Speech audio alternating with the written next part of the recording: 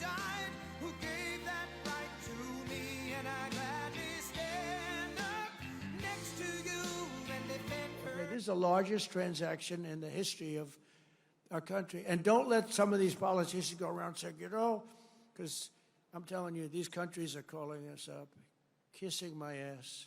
They are dying to make a deal. Please, sir, make a deal. I'll do anything. I'll do anything, sir. And then I'll see some rebel Republican, some guy that wants to grandstand, say, I think that Congress should take over negotiations. Let me tell you, you don't negotiate like I negotiate. Congress takes over negotiating. Sell America fast because you're going to go busted. We're making a fortune with tariffs, $2 billion a day. Do you believe it? I was told $2 billion a day. I get hit by the press about tariffs. We're making $2 billion. This isn't 35 million, that's peanuts. $2 billion a day. And then they say, gee, they don't know. This is only the enemy can be talking this way.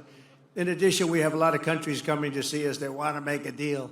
It's so important that we pass the big, beautiful bill because that's going to be, and I really think we're helped a lot by the tariff situation that's going on, which is a good situation, not a bad. It's great. It's going to be legendary. You watch, legendary in a positive way, I have to say. It's going to be legendary. But I really think it actually puts pressure on those few Republicans that just can't get there.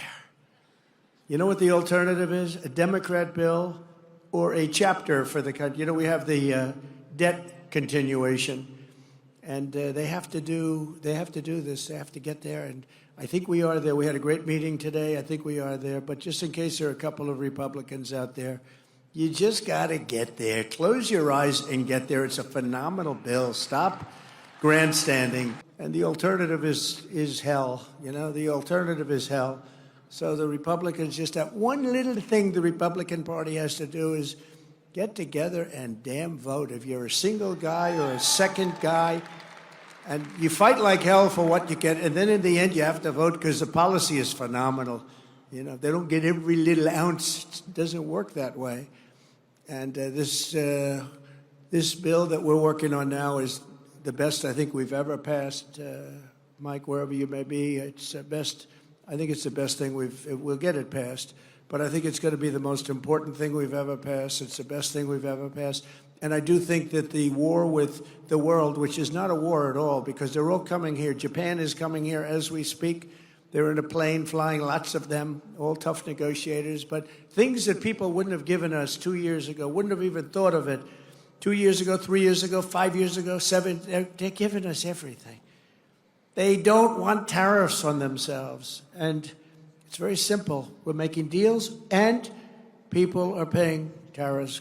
Countries are paying tariffs. Right now, China's paying a 104% tariff. Think of it, 104%. Now, it sounds ridiculous, but they charged us for many items 100%, 125%.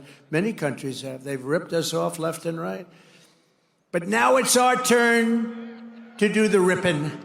That's okay. We're going to make our country even stronger than it ever was. And 26 Republicans will fight for every state, every seat, and every single vote. We're going to fight like hell. 我想美方的所作所为没有体现出想要认真对话的意愿。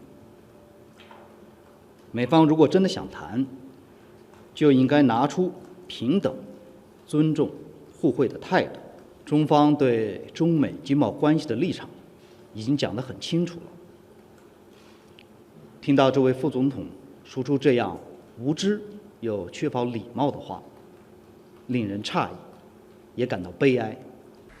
Mr. Speaker, the United States' decision to impose tariffs has had and will continue to have huge implications for the world economy.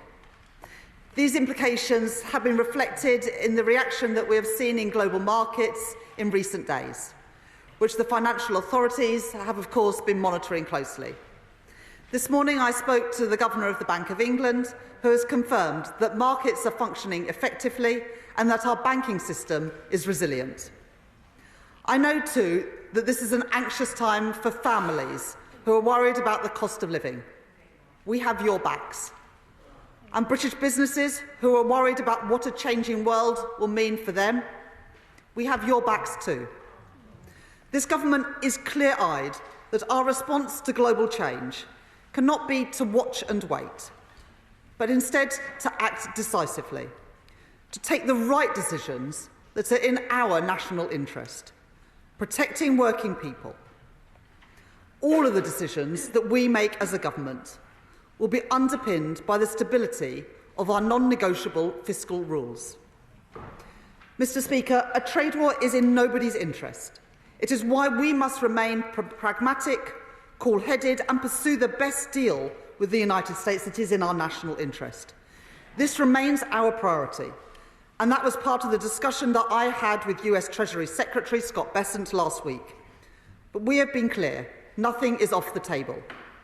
It is why we will continue to back British businesses during these uncertain times, particularly those industries that are most affected, as we rebuild our industrial base here in Britain. We showed that backing yesterday when the Prime Minister and I announced new measures to give British car makers certainty, stability, and to support them on the transition to electric vehicles. We have put forward plans to support our life sciences sector by cutting back the time it will take to set up clinical trials in the UK. It is why we are working with our international allies to reduce barriers to trade right across the world. Over recent days, I have had discussions with my counterparts in Canada, Australia, Ireland, France, Spain and France, and with the European Commission. We will pursue these talks in earnest. Tomorrow I will hold talks with the Indian government as part of our two nations' economic and financial dialogue as we seek to secure a new trade deal with India. And finally, we must go further and faster in our mission to kickstart economic growth. I know that the challenges facing the global economy and the potential impact could be profound. And as a government, we must step up to that challenge to deliver security for working people through our plan for change that is underpinned by stability, reform and investment. Prioritising the builders, not the blockers. Reforming our public services, not defending the status quo. Investing in our long-term infrastructure, not cutting it for the short term. Security for working people. Renewal for Britain. That is our focus, and Mr. Speaker, that is what this government will deliver.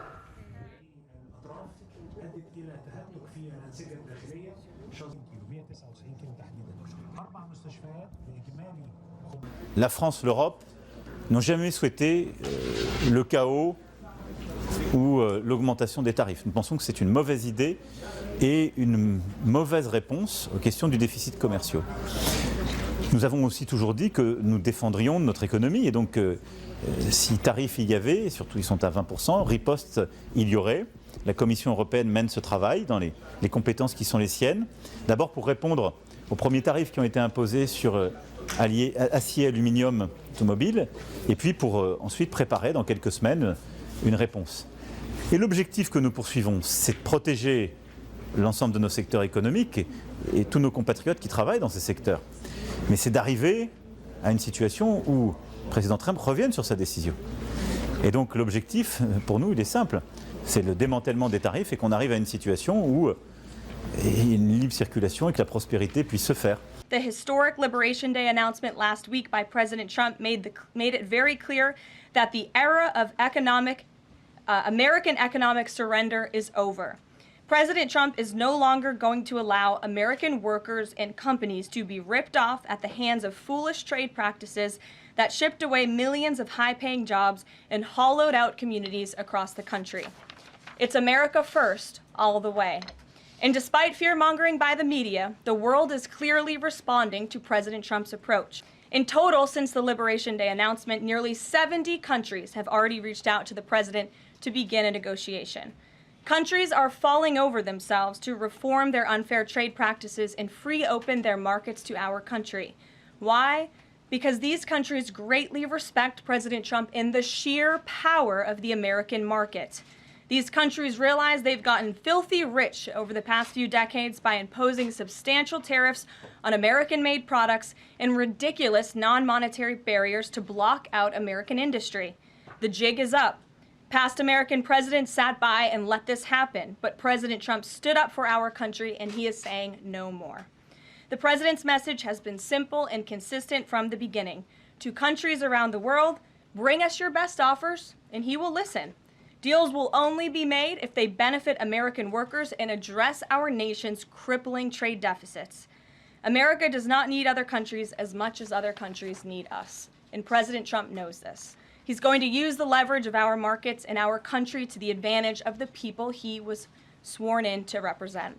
On the other hand, countries like China, who have chosen to retaliate and try to double down on their mistreatment of American workers, are making a mistake. President Trump has a spine of steel, and he will not break, and America will not break under his leadership. A strong America cannot be solely dependent on foreign countries for our food, medicines, and critical minerals. He's very much focused on ensuring that these deals are good for the American worker, they are good for American manufacturing, and again, that they tackle these crippling deficits with these countries. All options are on the table for each country, but again, these are going to be tailor-made deals. They are not going to be off-the-rack deals, as the president has called it, and he has directed his entire trade team to be part of this effort, so that includes Secretary Bessent and our National Economic Director, Kevin Hassett. It also includes Secretary Lutnick, Peter Navarro, the entire trade team, Jamison Greer, who was on the Hill today. Everybody who was involved in this incredible, fair, reciprocal trade agenda will continue to be involved in negotiating these deals. And for those of you that want to know the tariffs, you've been hearing about tariffs, we're taking in almost $2 billion a day in tariffs. $2 billion a day. And we're doing very well.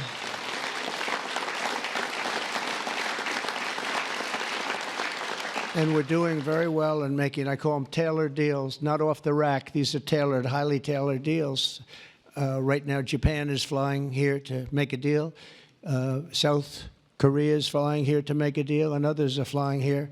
I mean, my only problem is I'm not sure I have enough. We're going to have to use those great law firms, I think, to help us with that. But we're going to probably do that, actually. We're going to use them, and we're getting them for the right price. Because we need a lot of talent. We have a lot of countries coming in that want to make deals. If I told them about making those deals 2 years ago or 3 years ago or 5 years ago, they'd be laughing at us. Now they're all signing up. Mike, you know that. So it's going to be a great thing. But we're think of that, $2 billion a day. That's a lot of money. That's a lot of money even in the coal business, isn't it? Huh? It's a lot of money. And America is going to be very rich again very soon. You're going to see that happening. You see it all along. And it's so that whole situation that, you know, it was somewhat explosive. But if we didn't do that, we wouldn't be talking the way we're talking right now. It's been amazing what's happened. Sometimes you have to mix it up a little bit. But we've had great consideration. We've had talks with many countries, over 70. They all want to come in. Our problem is can't see that many that fast. But we don't have to because, as you know, the tariffs are on and the money is pouring in at a level that we've never seen before. It's an amazing thing. This has been something used against us for many years by other countries, China in particular, but others, not just China, others, and taken advantage of us, ripped us off, and left us for dead, frankly. And I believe if I didn't become your president, I believe that this country would have had problems like they've never had before.